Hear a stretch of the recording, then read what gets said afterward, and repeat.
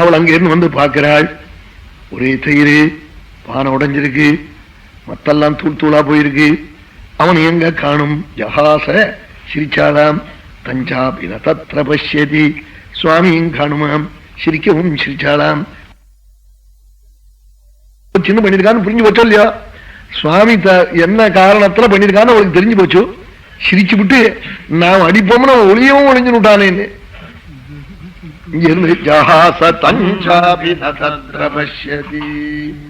எங்க இருப்பன்னு தெரியும். இங்கிருந்து போனாள். உள்ளே மக்காய காமம் தததம் சிசிஸ்திதம். உள்ளே ஒரு இருட்டுள்ள வச்சிருக்காளாம். உரியிலே பண்ணே அத சுவாமி எடுத்து உரல் மேல நின்று எடுத்து தானும் சாப்பிட்டு குழந்தைக்கும் கொடுத்துருக்காளாம்.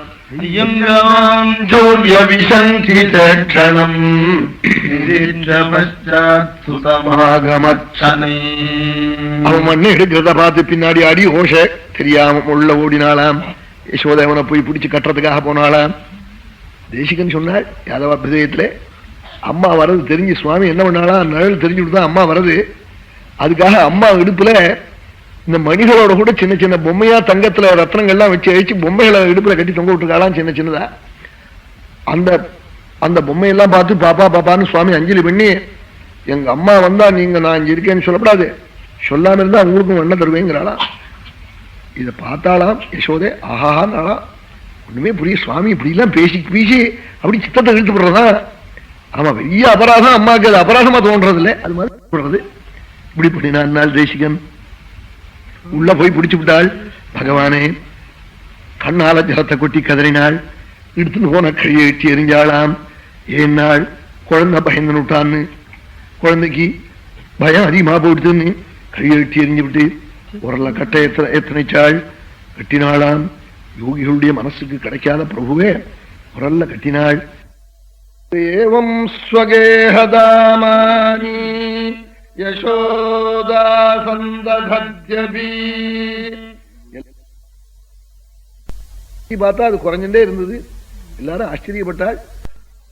நேமம் விரிஞ்சோ நபவஹ நஸ்ரீரப்யங்க சம்ஸ்ரயா பிரசாதம் லேபிதே கோபி யந்தம் ராப விமுக்திதாதே. உள்ள கட்டிவிட்டாளா. சுவாமி கிருபயாசீத் சுபந்தனேன்னு சுவாமியா கொஞ்சம் கருணையினால கட்டுக்கு உட்பட்டாளா. அப்ப சுக்காச்சாரியால் ராஜன்னு கூப்பிட்டாள். இப்படி தன்னுடைய நாபி கமலத்திலிருந்து உண்டான பிரம்மா இந்த அனுகிரகத்தை யசோதை பண்ணின பாக்கியத்தை பண்ணலேன்னு விட்டாள். பரமேஸ்வரன் பகவானிடத்திலிருந்து உண்டான பரமேஸ்வரன் தான் இந்த பாக்கியத்தை அடையலே. நஸ்ரீரபி அங்கசம்ஸ்ரயா மகாலட்சுமியோட அடையலே. பிரசாதம் லேபிரே கோபி. லேபிரேன்னு போஜனம் இருக்கு, 3 நஞ்சு இருக்கு. லேபேன்னு இருக்கணும். விரிஞ்சா இவம் பிரசாதம் நலேபே, கிரிஷா நலேபே, ஸ்ரீஹி நலேபேன்னு இருக்கணும். இல்லைன்னா ஒரு நஞ்சு இருந்து இந்த 3 பேர்களும் நலேபிரேன்னு இருக்கணும். நேமம் விரிஞ்சோ நபவா நஸ்ரீரப்யங்க சம்ஸ்ரயா பிரசாதம் லேபிரே கோபி யந்தம் பிராப விமுக்திதாதே. ஸ்ரீதர சுவாமி தான் வழி விட்டார். இந்த ஸ்லோகத்துக்கு அர்த்தம் பண்ணல, அவதாரிக்க வச்சார். பிரம்மாதயா பிரசாதம் லேபிரே அபிது இமம் பிரசாதம் நலேபிரே. பிரம்மாதயா பிரசாதம் நலேபிரைத்தி நான் முதல்ல பண்ணிட்டாள்.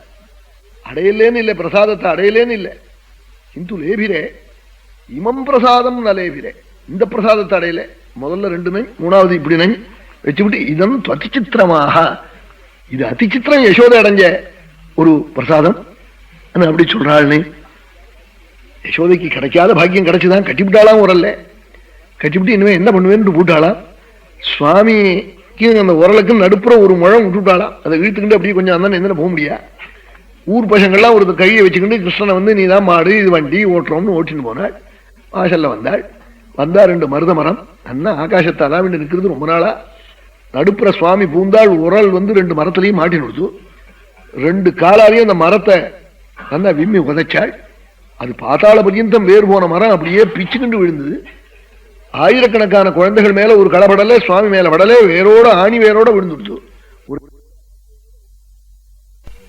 ஆகாசத்துல நலகூபரமணி கிரீவாள் குபேரனுடைய புத்திராள்.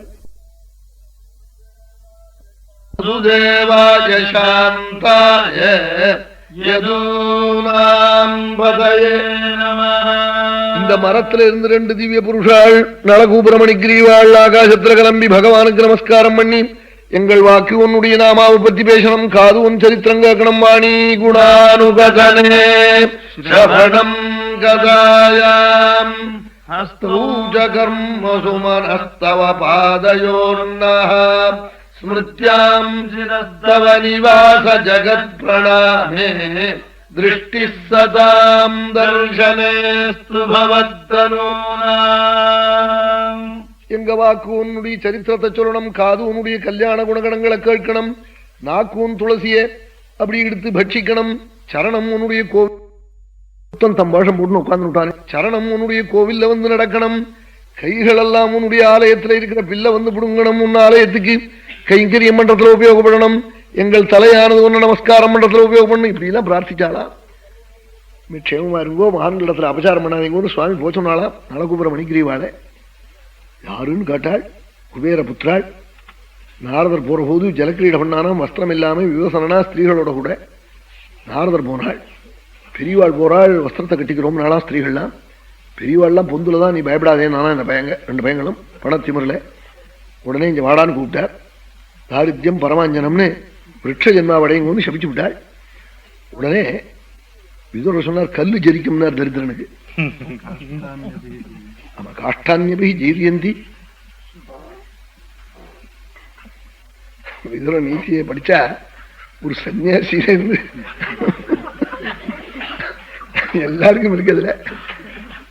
ஸ்கூல்ல போர்ட்ல எழுதி வச்சு ஒரு சின்ன பையன்ல இருந்து சன்னியாசி மாமன்னு படிக்கணும். ஆமா, எத்தி சர்மன் சொல்றாரு, அதுல ராஜசர்மன் சொல்றார், அஷட பத்தி நான் பேசுறார். அஷட பத்தி முதல்ல அவன் காட்டுறதுக்கு இதே சொன்னார். ஏன் எனக்கு தூக்கம் இல்லையேன்னார். இன்னாருக்கு தூக்கம் வராதுன்னார். ரோகிக்கு தூக்கம் வராது, காமிக்கு தூக்கம் வராது, சோரனுக்கு தூக்கம் வராது, பெரிய ஆளுனால எதிர்க்கப்பட்டவனுக்கு தூக்கம் வராது, இந்த குத்தத்தை புறத்தியா சொத்தை அபகரிச்சவனுக்கு தூக்கம் வராது. நீ யாருன்னு கேட்டார். எல்லாம் இருக்கு இவங்கிட்ட, கிழவங்கிட்ட, திருதராஷ்டிரங்கிட்ட, கிட்டத்தட்ட அநேகமா எல்லாம் இருக்கு. நடுநடுங்கி போட்டா. விதுரநீதி சின்ன குழந்தையிலிருந்து பெரியவாள் பரியந்தம் படிச்சு பார்க்கலாம். அப்படிப்பட்ட புஸ்தகம் அது. அதெல்லாம் சொன்னார், காஷ்டான்யபி ஜரித்திரனுக்கு கொண்டு ஜரிக்கும்னார். இந்த ஐஸ்வர்யத்திலிருந்து உங்களை பிரமிஷனம் நீங்க கீழே இறங்க முடியா பண்ணி போறேன்னு சபிச்சு விரட்ச ஜென்மாவரணம் சபிச்சு விட்டாள் நாரதர். அழுதான். பகவத் சரணம் பட்டு க்ஷேமத்தை அடைய போறேன்னால் எத்தனையோ ஜென்மாவா வருஷமா இருக்கானா. உடனே அனுகிரகம் பண்ணினாள். அங்கிருந்து பார்க்கிறாள், நந்தாதிகள்லாம் மரம் விழுந்திருக்கு, குழந்தை மேல படலை, 1000 குழந்தைகள் இருக்கு, ஒரு களை கூட படலை. என்னன்னு கேட்கிறாள். 2 திவ்ய புருஷா ஸ்தோத்திரம் பண்ணினாள், கிருஷ்ணனேங்கிறாள். எல்லாம் பாலபாஷித்தான் என்னமோ குழந்தைகள் தவறி பேசுறதுன்னு நினைச்சு விட்டாலாம். இப்படி சுவாமி ஒரு அத்தியாச்சரியமான சரித்திரம் பண்ணினாள்.